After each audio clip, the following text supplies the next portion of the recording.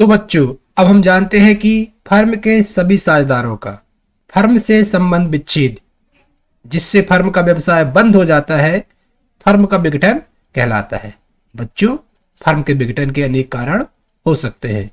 इन्हीं कारणों के आधार पर फर्म के विघटन की 5 विधियां बताई गई हैं। यदि फर्म के सभी साझेदार फर्म के समापन के लिए सहमत हो जाते हैं तो इसे हम सहमति से समापन कहेंगे। और यदि फर्म के साझेदारी संलेख में अर्थात अनुबंध में अर्थात ठहराव में इस प्रकार की व्यवस्था है कि एक निश्चित अवधि समाप्त होने पर या किसी कार्य के पूरा हो जाने पर फर्म का समापन कर दिया जाए या आगे बढ़ाया जाए, तो साझेदार आपसी सहमति के आधार पर ठहराव से समापन कर सकते हैं। बच्चों, कभी कभी फर्म का अनिवार्य समापन हो जाता है।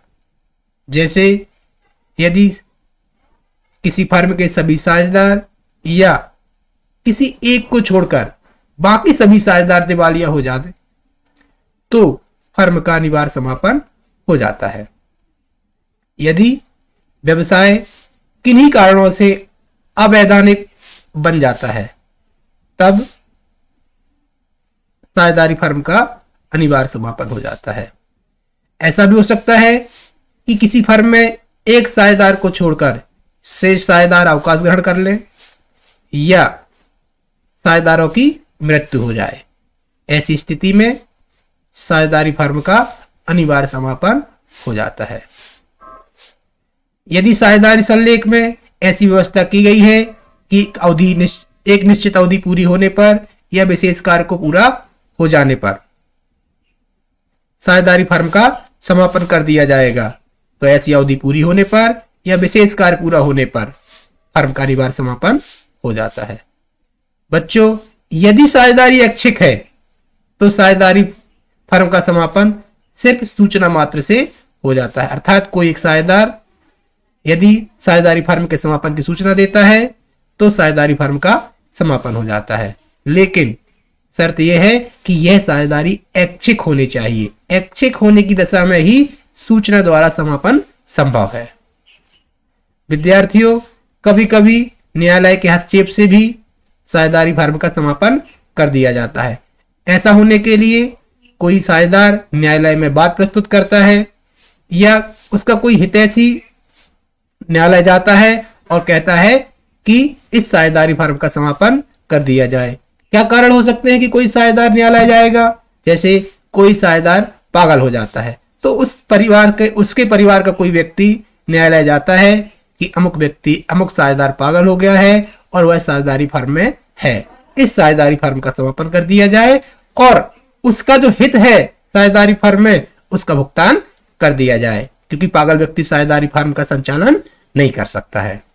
यदि कोई साझेदार स्थायी रूप से असमर्थ हो जाता है या कोई साझेदार ऐसा है जो दुराचार का दोषी है और वह दोष सिद्ध हो जाता है, या कोई साझेदार अपने हित का हस्तांतरण तीसरे पक्षकार को कर देता है, तब भी साझेदारी फर्म का न्यायालय द्वारा समापन घोषित कर दिया जाता है। विद्यार्थियों, इस प्रकार से हमने साझेदारी फर्म के समापन की विधियों को जान लिया है। अब विद्यार्थियों, जब साझेदारी फर्म का समापन होगा तब साझेदारी फर्म की समस्त संपत्तियों को बेच दिया जाएगा या साझेदारों द्वारा खरीद लिया जाएगा। इन संपत्तियों के विक्रय से प्राप्त राशि से फर्म के दायित्वों को चुकता कर दिया जाएगा और यदि कोई शेष राशि बचती है तो वह साझेदारों में बांट ली जाएगी। बच्चों, अब जब संपत्ति के विक्रय से राशि प्राप्त होगी तो उस राशि का दायित्वों के भुगतान में किस प्रकार प्रयोग किया जाएगा, यह जान लेते हैं। इसके लिए भारतीय साझेदारी अधिनियम 1932 की धारा 48, 49 एवं 55 में कुछ व्यवस्थाएं दी गई हैं। फर्म के विघटन के समय हिसाब के निपटारे के संबंध में निम्न नियम लागू होते हैं। फर्म की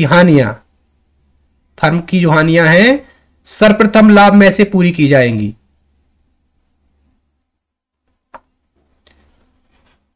हानियों के साथ साथ पूंजी की अपूर्णता को भी लाभों में से पूरा किया जाएगा। अर्थात यदि फर्म में हानियां हैं तो उसे लाभ में से पूरा किया जाएगा, और अगर किसी साझेदार की पूंजी में कमी है अर्थात डेबिट शेष है तो उसकी पूर्ति भी लाभों में से की जाएगी। लाभों के बाद उन्हें पूंजी से, अगर इसके बाद भी अगर कुछ अपूर्णता बचती है तो उसे पूंजी से पूरा किया जाएगा, और यदि आवश्यक हुआ तो प्रत्येक साझेदार इन्हें अपने लाभालाभ अनुपात में सहन करेंगे। यह धारा 48(1) के अनुसार है। बच्चों, फर्म की संपत्ति का प्रयोग निम्न क्रम में किया जाता है। नंबर 1, साझेदारों को छोड़कर अन्य पक्षकारों का ऋण चुकाने के लिए। बच्चों, पहले अन्य पक्षकार अर्थात बाहरी पक्षकारों के ऋण का भुगतान किया जाएगा, इसके बाद साझेदार के ऋण का भुगतान किया जाएगा। और जब अन्य पक्षकारों के ऋण का भुगतान हो जाएगा तब उसके बाद प्रत्येक साझेदार को यह धन आनुपातिक रूप से भुगतान किया जाएगा जो कि उसने फर्म की पूंजी के अतिरिक्त ऋण के रूप में दिया था।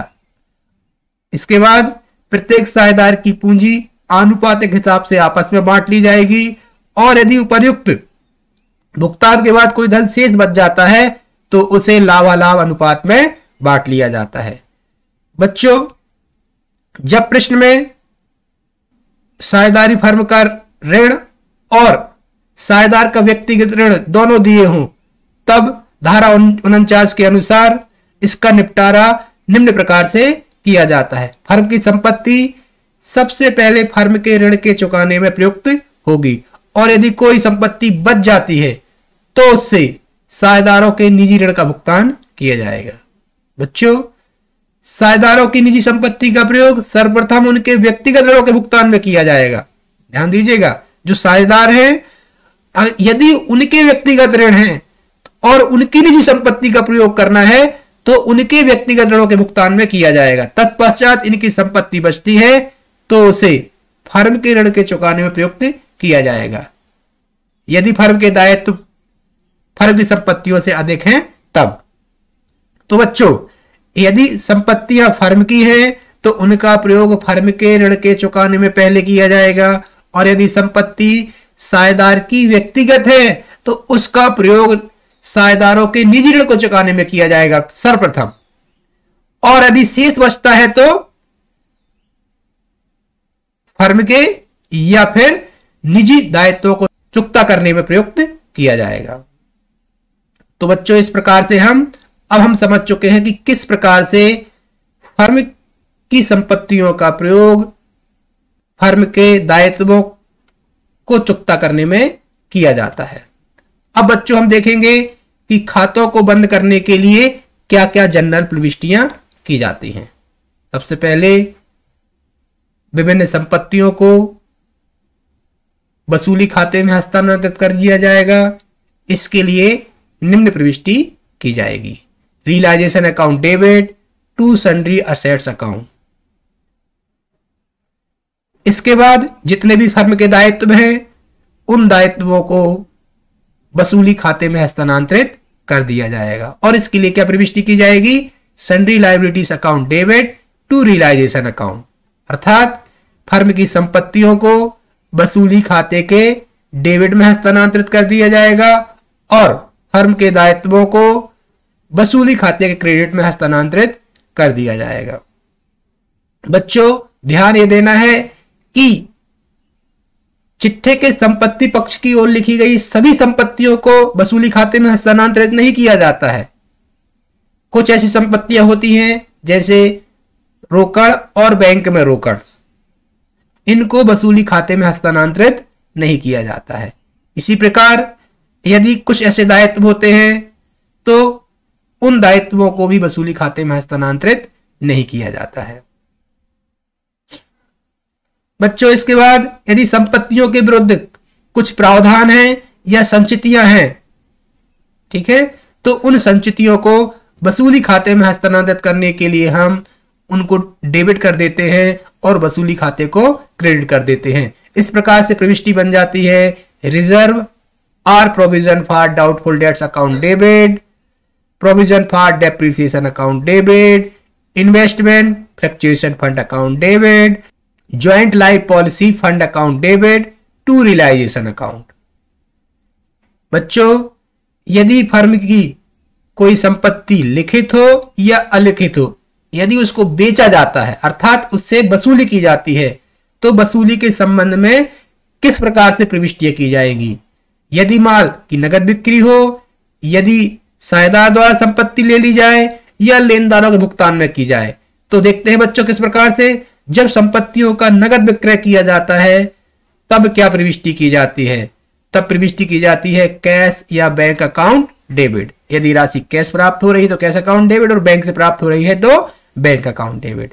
और वसूली खाते को क्रेडिट कर दिया जाता है कैश या bank account debit to realisation account. यदि इन्हीं संपत्तियों को कोई साझेदार ले लेता है तो उस साझेदार को डेबिट कर दिया जाएगा, अर्थात प्रविष्टि बनेगी पार्टनर्स कैपिटल अकाउंट डेबिट या current account debit to realisation account. और जब किसी लेनदार को इन संपत्तियों को दे दिया जाता है अर्थात लेनदार संपत्तियों को ले लेते हैं, तब इसके संबंध में किसी प्रकार की प्रविष्टि करने की आवश्यकता नहीं होती है। क्यों नहीं होती है? क्योंकि उस राशि से, जिस राशि से लेनदारों ने संपत्ति को लिया है, राशि लेनदारों से कम हो जाती है और संपत्ति से कम हो जाती है, तो लेखा प्रविष्टि करने की कोई आवश्यकता नहीं होती है। अब बच्चों, हम दायित्व भुगतान करेंगे। दायित्व भुगतान करने के लिए प्रविष्टि की जाएगी realisation account debit to cash या बैंक अकाउंट। यदि दायित्वों को कोई साझेदार ले लेता है तो realisation account debit to partners capital या करंट अकाउंट।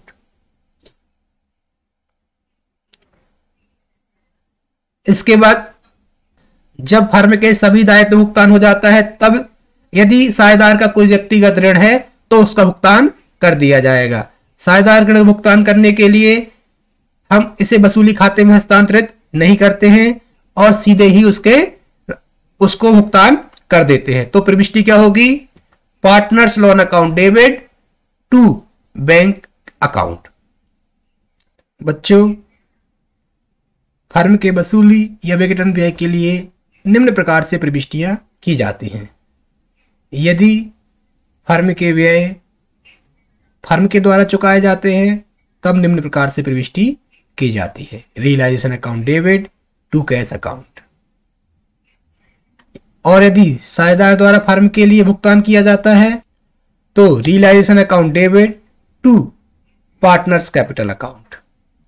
और यदि साझेदार के बदले फर्म द्वारा भुगतान किया जाए अर्थात यह दायित्व की वसूली व्यय का भुगतान किसी साझेदार को करना है और उस साझेदार की ओर से फर्म द्वारा भुगतान किया जाता है, तो उस संबंधित साझेदार के खाते को डेबिट कर दिया जाता है concern partners capital account debit to cash या बैंक अकाउंट।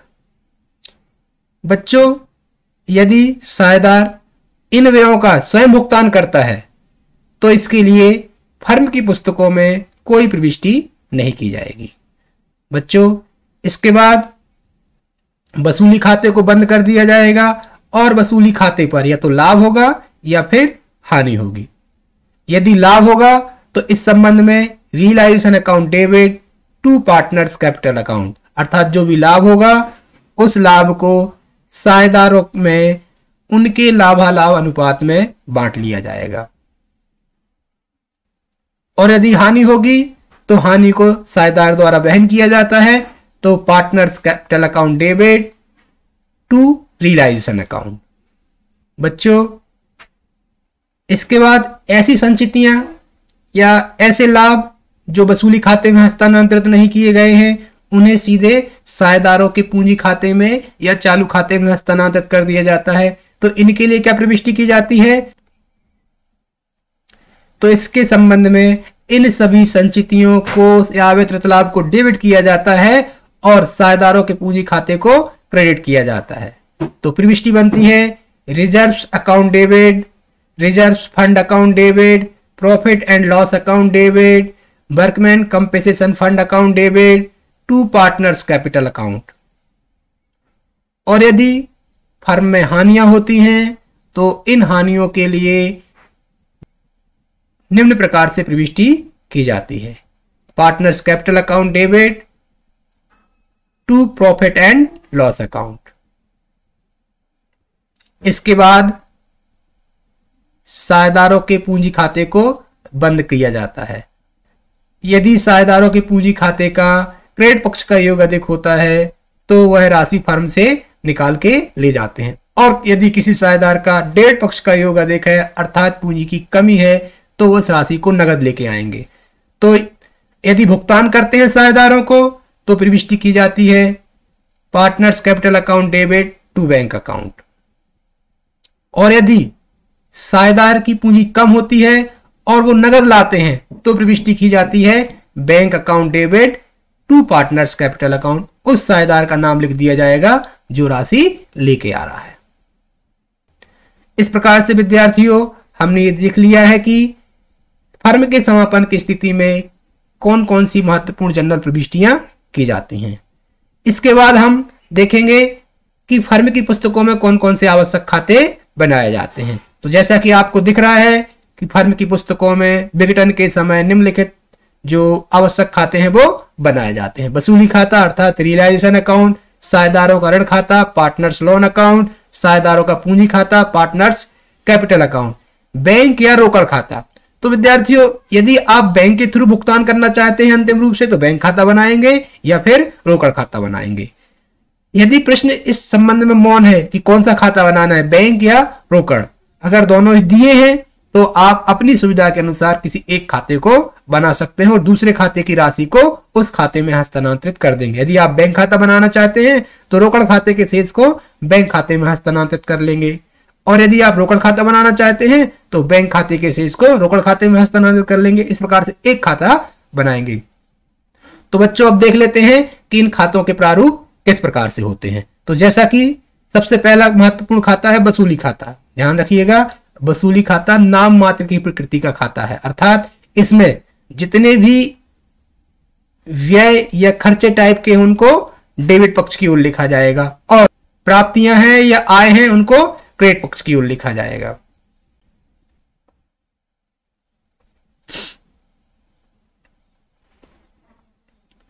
तो जैसा कि हम जानते हैं कि सबसे पहले जितनी भी संपत्तियां होती हैं उनको वसूली खाते के डेबिट में हस्तांतरित कर लिया जाता है। तो टू सन्ड्री असेट्स अकाउंट, ध्यान दीजिएगा यहां पर प्रत्येक संपत्ति का नाम लिखा जाएगा और उनका बुक वैल्यू यहां पर लिखा जाएगा, पुस्तकीय मूल्य जो चिट्ठे में दिया गया। आपको कुछ नहीं करना, चिट्ठा देखना है, चिट्ठे में जो संपत्तियां लिखी गई हैं उन संपत्ति का नाम यहां पर आपको वसूली खाते के डेबिट में लिख देना है। जैसे भूमि, भवन, प्लांट, मशीनरी आदि होते हैं तो उनको कहां लिख देना है, डेबिट में लिख देना। और कौन सी राशि लिखनी है राशि वाले कॉलम में, जो चिट्ठे में लिखी गई हो। इसके बाद जितने भी दायित्व होते हैं दायित्वों को वसूली खाते क्रेडिट पक्ष में लिख दिया जाएगा बाय सन्ड्री क्रेडिटर्स अकाउंट। जैसे बिल्स पेबल है, वाइफ्स लोन है, किसी साझेदार की वाइफ्स का लोन है, या बैंक ओवरड्राफ्ट है, रिजर्व डेट्स है, ठीक है।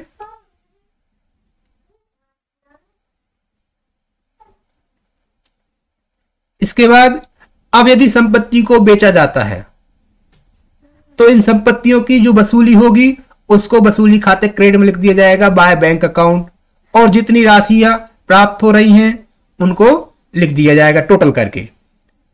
और यदि इन संपत्तियों कोई साझेदार ले लेता है तो लिख देंगे बाय पार्टनर्स कैपिटल अकाउंट, या तो नगद में बिकेंगे तो नगद बिकेंगे तो बाय बैंक अकाउंट, और यदि कोई साझेदार ले लेता है तो बाय पार्टनर्स कैपिटल अकाउंट। उस पार्टनर्स का कैपिटल अकाउंट यहां पर लिख दिया जाएगा और उसकी राशि लिख दी जाएगी।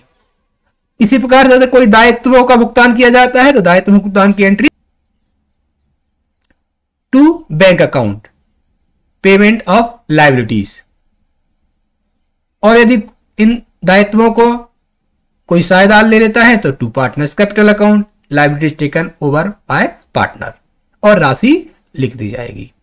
इसके बाद यदि इस वसूली संबंधी प्रक्रिया पर कुछ व्यय हुए हैं तो वो वे लिख दी जाएंगे to bank account realisation account, और राशि लिख दी जाएगी। इसके बाद दोनों पक्षों का योग कर लिया जाएगा, और या तो क्रेडिट पक्ष का योग अधिक होगा तो अंतर की राशि डेबिट में लिख दी कैपिटल अकाउंट और पार्टनर्स के नाम लिख दिए जाएंगे। और यदि डेबिट पक्ष का योग अधिक होगा तो अंतर की राशि को क्रेडिट साइड लिख दी जाएगा बाय कैपिटल्स अकाउंट, पार्टनर्स के नाम लिख के उस राशि को उनके लाभालाभ अनुपात में बांट के लिखा जाएगा। तो बच्चों इस प्रकार से वसूली खाता बनाया जाता है। इसके बाद हम साझेदार का ऋण खाता बनाएंगे। तो साझेदार ऋण खाते का शेष क्रेडिट पक्ष की ओर लिखा जाएगा बाय बैलेंस बीडी और भुगतान कर दिया जाएगा टू बैंक अकाउंट। और अंत में हम पार्टनर्स के कैपिटल अकाउंट बनाएंगे। कैपिटल अकाउंट का शेष क्रेडिट पक्ष में होता है और कभी कभी डेबिट भी हो सकता है। तो जैसा प्रश्न में लिखा हो तो उसको हम लिख लेंगे। अगर डेबिट शेष दिया है तो डेबिट शेष में और क्रेडिट शेष दिया है तो क्रेडिट शेष में। और प्रश्न में अगर मौन है कि कौन सा शेष है तो आप जानते हो कि कैपिटल अकाउंट का हमेशा क्रेडिट शेष होता है। इसके बाद जितने भी ऐसी मदें हैं जो साझेदारों के बीच बांटी गई हैं तो उनका लेखा कर लिया जाएगा। यदि इस बंटवारे से साझेदारों की पूंजी में वृद्धि होती है तो क्रेडिट पक्ष में लेखा होगा और यदि पूंजी में कमी आती है तो डेबिट पक्ष में लेखा होगा। तो जैसे रिजर्व फंड होते हैं इनसे पूंजी में वृद्धि होती है, प्रॉफिट से वृद्धि होती है तो उसको हम क्रेडिट में लिख देंगे जैसा कि लिखा गया है by reserve and fund account और by profit and loss account. और यदि किसी साझेदार ने किसी दायित्व के भुगतान का उत्तरदायित्व अपने ऊपर ले लिया है तो बाय रियलाइजेशन अकाउंट। और जो वसूली खाते का लाभ हुआ है उसको पूंजी खाते क्रेडिट पक्ष की ओर लिखा जाएगा। इसी प्रकार से यदि हानि होती है तो उसे डेबिट पक्ष की ओर लिखा जाता है। और यदि किसी संपत्ति को साझेदार ने लिया है तो उसे भी डेबिट में लिख दिया जाएगा। और यदि हानियां हैं तो उनको भी डेबिट में लिख दिया जाएगा। और अंत में दोनों पक्षों का योग लगाकर अंतर की राशि निकाल ली जाएगी। यदि क्रेडिट पक्ष का योग अधिक आता है तो अंतर की राशि का भुगतान कर दिया जाएगा to bank account, final payment हो जाएगा साझेदार को। और यदि डेबिट पक्ष का योग अधिक आता है किसी साझेदार का तो अंतर की राशि को किस ओर लिखा जाएगा, क्रेडिट पक्ष की ओर लिखा जाएगा बाय बैंक अकाउंट, उससे राशि नगद बुलवा ली जाएगी। इस प्रकार से साझेदारों का पूंजी खाता बन जाता है। विद्यार्थियों सबसे अंत में बनता है रोकड़ खाता। और जैसे जैसे हमको प्राप्तियां होती हैं उनको हम डेबिट में लिख लेते हैं और जैसे जैसे हम भुगतान करते जाते हैं उनका लेखा क्रेडिट में कर देते हैं। और अंत में दोनों पक्षों का योग लगा लेते हैं और हमेशा योग बराबर आता है। और यदि आपका योग बराबर आ गया है इसका अर्थ है कि आपने प्रश्न को सही सही हल किया है। विद्यार्थियों अब हम एक उदाहरण के द्वारा जानेंगे कि किस प्रकार से फर्म के समापन पर फर्म की पुस्तकें तैयार की जाती हैं। तो सवाल इस प्रकार से है, सजल और प्रियांश जो है उनका चिट्ठा दिया गया है, लेनदार है, सजल का ऋण है अर्थात साझेदार है सजल, सजल मतलब साझेदार का ऋण है, प्रियांश की पत्नी का ऋण है, प्रियांश जो है उसकी पत्नी का ऋण है तो ये बाह्य ऋण कहलाएगा। और पूंजी खाते का शेष दिया गया है। और संपत्ति पक्ष की ओर संपत्तियां लिखी गई हैं, ख्याति, भवन, रहतिया, देनदार और रोकड़ हाथ में और बैंक में रोकड़। और योग लिखा है 3,44,000। बच्चों आगे लिखा है फर्म का समापन हो गया, फर्म क्या हो गई है, समाप्त हो गई है। और देनदारों से 4,000 डूबत ऋण हुए हैं, ठीक है। ख्याति का कुछ भी वसूल नहीं हुआ। स्टॉक पुस्तक मूल्य से 20% कम पर बिका तथा भवन से 2,40,000 रुपए वसूल हुए। लेनदारों को 20% बट्टे पर भुगतान किया गया। समापन व्यय 4,500 रुपए थे। फर्म की पुस्तकों को बंद करने के लिए जनरल प्रविष्टियां कीजिए एवं आवश्यक खाते बनाइए। तो विद्यार्थियों बना लेते हैं आवश्यक खाते। तो सबसे पहले जनरल प्रविष्टियां करेंगे हम। तो जनरल प्रविष्टियों के लिए नियम हमको याद है कि सबसे पहले फर्म की संपत्तियों को वसूली खाते में हस्तांतरित किया जाता है, ठीक है। अर्थात संपत्तियों के खाते को बंद करने के लिए उसे वसूली खाते में हस्तांतरित कर दिया जाता है डेबिट पक्ष में, अर्थात वसूली खाते को डेबिट किया जाता है।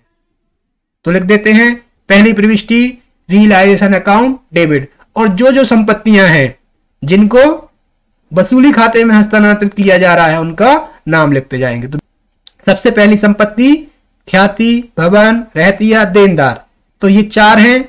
इसके बाद रोकड़ हाथ में और बैंक में रोकड़, इनको हस्तांतरित नहीं करेंगे। तो ख्याति को, भवन को, रहतिया को, देनदार को क्या लिख देंगे यहाँ पर, इनको हम क्रेडिट में लिख देंगे।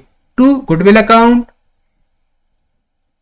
To building account, to stock account और टू डेटर्स अकाउंट, और इनकी राशियां लिख देंगे। गुडविल कितने की है, 42,000 की। भवन है 1,20,000 का।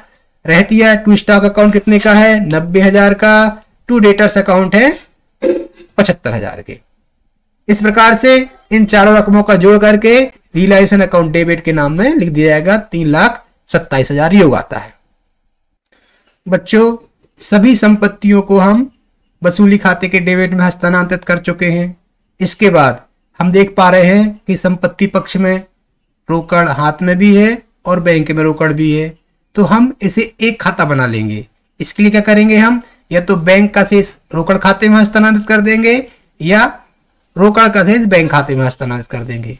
हम यहाँ पर बैंक का शेष रोकड़ खाते में हस्तांतरित कर दे रहे हैं। तो क्या हो जाएगी प्रविष्टि, cash account debit to bank account,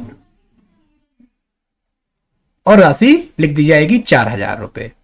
विद्यार्थियों, इसके बाद हम सभी दायित्वों को, सभी बाह्य दायित्वों को वसूली खाते के क्रेडिट में हस्तांतरित कर देंगे। इसके लिए क्या प्रविष्टि होगी, जितने भी दायित्व हैं उनको डेबिट कर दिया जाएगा। यहां ध्यान दीजिएगा, सजल का ऋण है, सजल साझेदार है, साझेदार ऋण खाता अलग से बनाया जाएगा। तो लेनदार और प्रियांश की पत्नी का ऋण, इनको डेबिट किया जाएगा।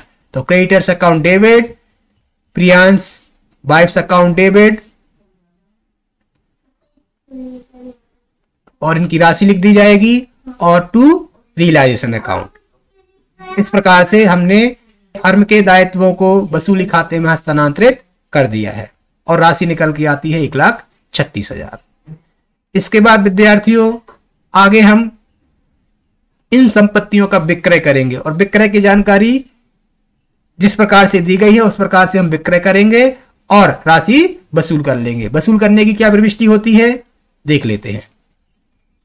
वसूल करने पर कैश अकाउंट डेबिट किया जाता है और टू रियलाइजेशन अकाउंट क्रेडिट कर दिया जाता है।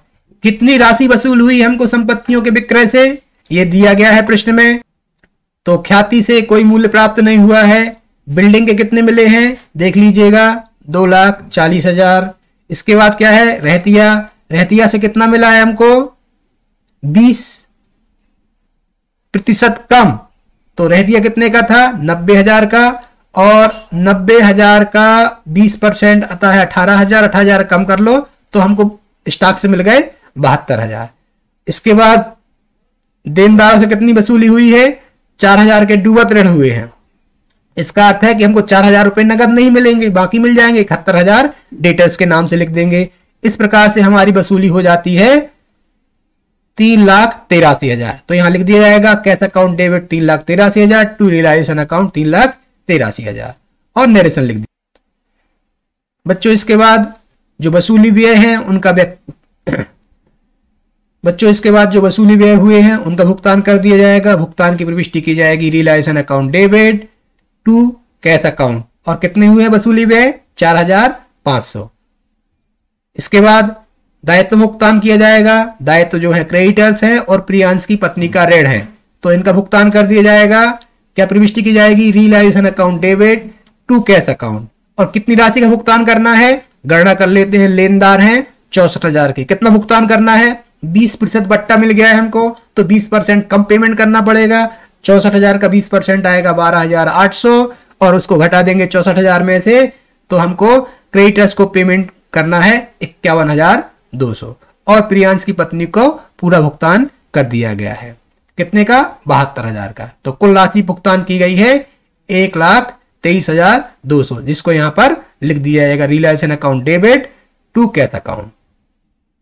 तो इस प्रकार से हमने वसूली खाते में संपत्तियों का हस्तांतरण कर लिया है, दायित्वों का हस्तांतरण कर लिया है, इनकी वसूली कर ली, दायित्वों का भुगतान कर लिया और वसूली व्यय का भुगतान कर दिया।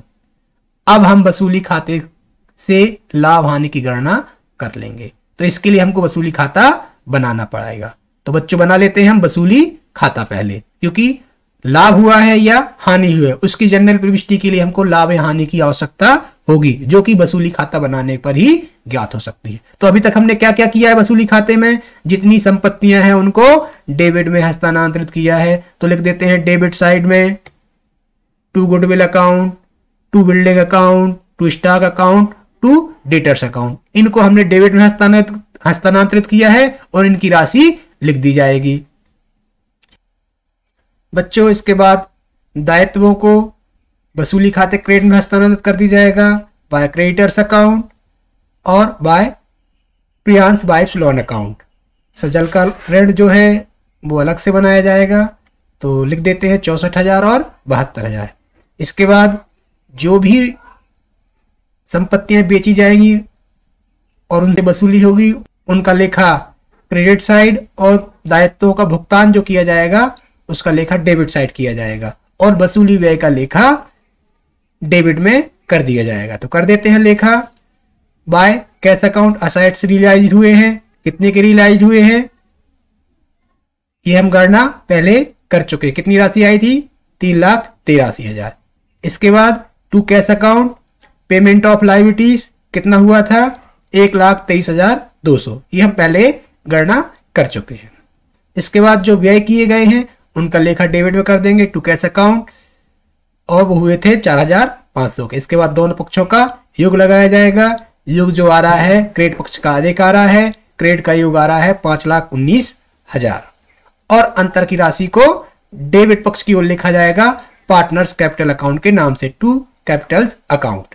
और पार्टनर कौन कौन है? सजल है और प्रियांश है। और लाभ की राशि निकल के आई है 64,300। इस 64,300 को सजल और प्रियांश के बीच उनके लाभालाभ अनुपात में बांटा जाएगा, जो कि प्रश्न में नहीं दिया गया है। तो कैसा होगा? बराबर होगा। बराबर बांट देते हैं। सजल को 32,150 और प्रियांश को भी 32,150। इस प्रकार से दोनों पक्षों का योग बराबर हो जाता है 5,19,000। तो बच्चों हम यहां पर वसूली खाते का लाभ निकाल चुके हैं। इस वसूली खाते के लाभ की एंट्री जनरल प्रविष्टि में की जाएगी। तो कैसे की जाएगी?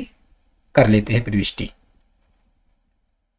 वसूली खाते पर लाभ हुआ है तो इसके लिए क्या प्रविष्टि होगी? Realisation account debit to Sajal's capital account to Priyansh capital account. और राशि निकल कर आई है 64,300। सजल और प्रियांश के बीच बराबर बट गई है 32,150, 32,150। इसके बाद नरेशन लिख दिया जाएगा विद्यार्थियों। इसके बाद सजल के ऋण का भुगतान कर दिया जाएगा। तो लिखा जाएगा डेबिट पक्ष में Sajal loan account to cash account और राशि लिख दी जाएगी 48,000। इसके बाद बच्चों जो अंत में शेष राशि बचेगी या तो साझेदार लेकर आएंगे या फर्म से लेकर बाहर जाएंगे। तो इसके लिए राशि की गणना हमको करनी होगी। इसके लिए हमें पार्टनर्स कैपिटल अकाउंट बनाना पड़ेगा। तो विद्यार्थियों हम बना लेते हैं पार्टनर्स कैपिटल अकाउंट। तो पार्टनर्स कैपिटल अकाउंट किस प्रकार से बनता है? सबसे पहले पार्टनर्स कैपिटल अकाउंट का शेष लिखा जाता है। तो प्रश्न में लिखा गया था सजल का शेष और प्रियांश का शेष। तो क्रेडिट पक्ष में लिख दिया जाएगा बाय बैलेंस बीडी। और कितनी राशि है?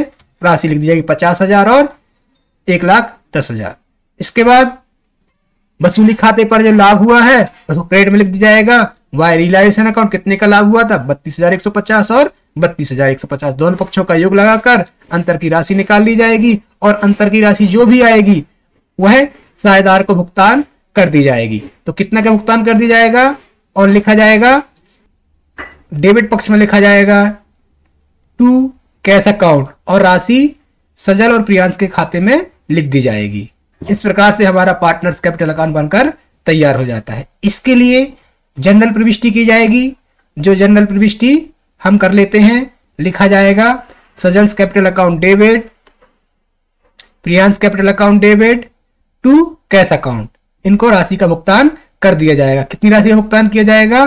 कुल मिलाकर 2,24,300 का, जिसमें सजल को 82,150 और प्रियांश को 1,42,150 की राशि से जनरल प्रविष्टि बनकर तैयार हो जाते हैं। बच्चों इसके बाद सबसे अंत में कैश अकाउंट बनाया जाएगा।